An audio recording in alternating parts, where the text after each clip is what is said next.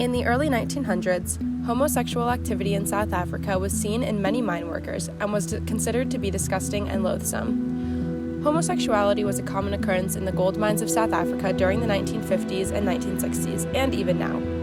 The men interviewed at that time argued that they were heterosexual. They explained that they were isolated from their wives and felt lonely, so they took young boys as their wives. Although these men argued that they turned to homosexuality as a last resort, some chose to extend their stay at mines rather than return home in order to be with their mine wives. In 1996, South Africa became the first country to constitutionally ban discrimination on the basis of sexual orientation. In 2002, it became legal for same-sex couples to adopt, and same-sex marriage was legalized later in 2005. Since 2003, transgender South Africans have been able to legally change their gender. Today in South Africa, same-sex relations are legal, legal gender changes are possible, and registration of LGBTQ+ organizations are frequent. South Africa is one of the most progressive countries on LGBTQ+ legal issues, and they have a very vibrant LGBTQ+ social scene. South African LGBTQ activist groups and annual Pride events are held in cities across South Africa. LGBTQ+ representation in pop culture is also very strong and relatively diverse.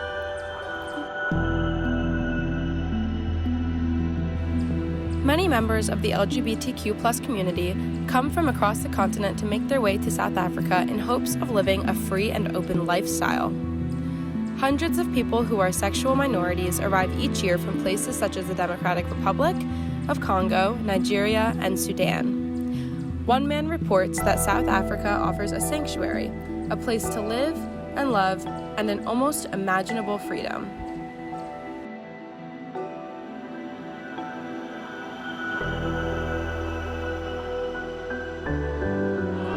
Disabo Gift Macau was murdered in an unspeakably brutal manner yards from her home. Most believe her sexual orientation was the motive, and so communities have come from across the country in a mass show of solidarity. In your mind, oh, give it time, and all will be fine. Today you're down, comes tomorrow. Chances of rising again seems hollow. Outright International reports that although South Africa is very progressive with LGBTQ+ rights, there is shocking violence and murders of LGBTQ+ people, as well as harassment and bullying in public services such as education and healthcare, and this continues to be staggering. Local activists highlight that police response is often low to these types of calls as well. A recent survey of more than 2,000 LGBTQ+ people by OUT, a South African rights organization, found that within a 2-year period, 39% had been verbally assaulted, 20% had been threatened with harm, and 17% chased or followed, and nearly 10% physically attacked.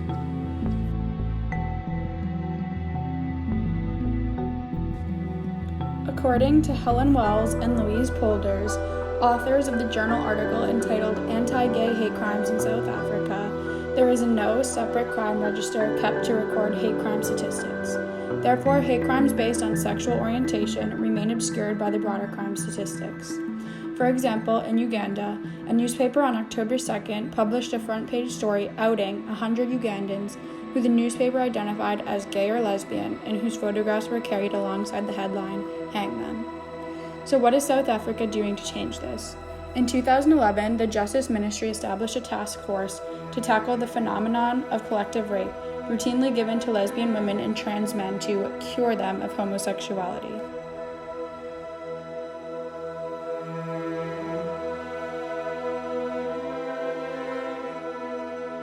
I cannot live my life in isolation.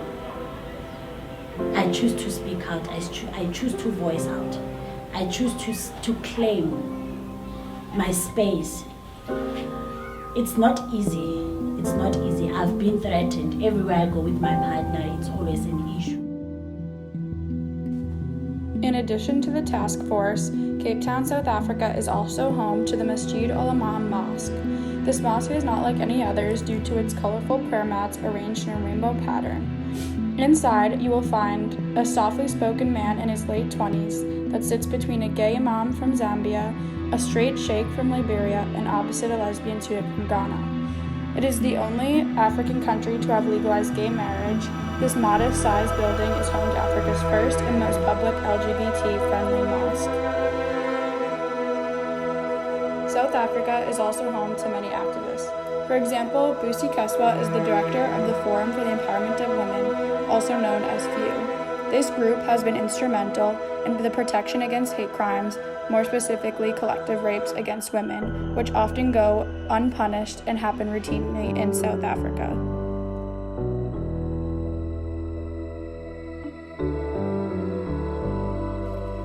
Another activist is Ayanda Denge.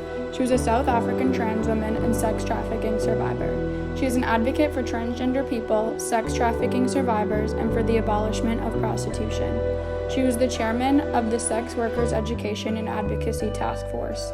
Denge has also said that being transgender is a triple dose of stigmatization and discrimination. Sex workers come from all walks of life: women, men, transgender, mothers, grandmothers, the rich, and the poor, from another country or living next door. Some do it due to lack of opportunity, and for others, it's just a job. But there is one thing they all have in common: they're vulnerable.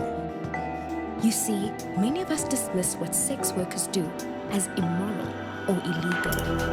They face stigma from friends and family, violence at the hands of clients, pimps, and even the police. And they have no chance to find justice or access to basic healthcare. So sex work goes underground, in secret, a breeding ground for abuse, addiction, unplanned pregnancy, and HIV. So what can be done? To start, decriminalization would give sex workers better access to justice and protection from their abusers. Educational support would provide safe spaces for sex workers to learn their rights and share their stories. And better access to healthcare would help prevent unwanted pregnancies and turn the tide against HIV. The sex trade is here to stay. Together, we can help improve the well-being of some of the most vulnerable amongst us. The Sex Workers Education and Advocacy Task Force is championing the rights of sex workers throughout South Africa. Learn more about the challenges they face at sweat.org.za.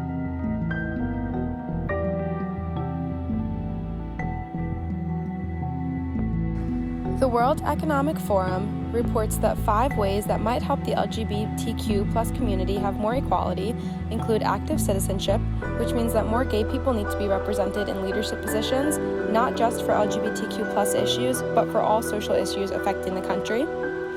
The education system needs a life orientation curriculum in South African schools, which currently do not include life experience curriculums. There are online platforms that seek to supplement the life orientation curriculum, and these are just one example of how to use technology in order to engage with students across the country on topics that they might not have access to in the classroom. The third way is through media.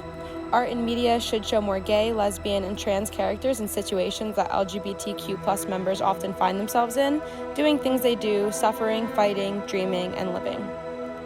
The fourth way is through business. The South African Workplace Equality Index, which seeks to benchmark and recognize the employers that are most inclusive towards lesbian, gay, bisexual, and transgender employees in South Africa, uses this index as a way to change attitudes in the workplace and encourage wider positive change. The final way is through advocacy and action. The LGBTQ+ community in South Africa is a community that still needs to be properly supported and properly positioned. This support, together with vocalizing advocacy for the rest of the continent, has the potential to change the narrative for all Africans.